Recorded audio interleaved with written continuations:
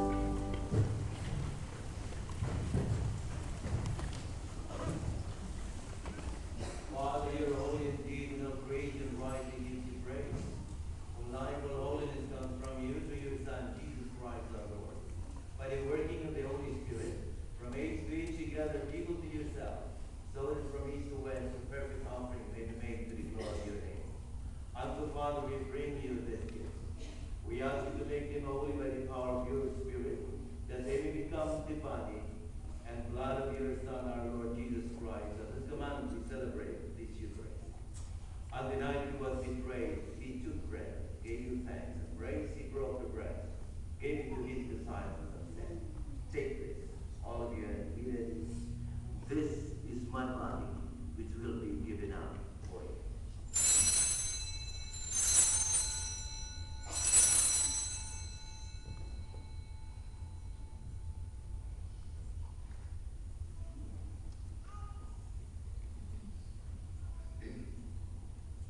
When supper was ended, he took the cup again, he gave you thanks and praise, gave the cup to his disciples, and said, "Take this, all of you, and drink from it.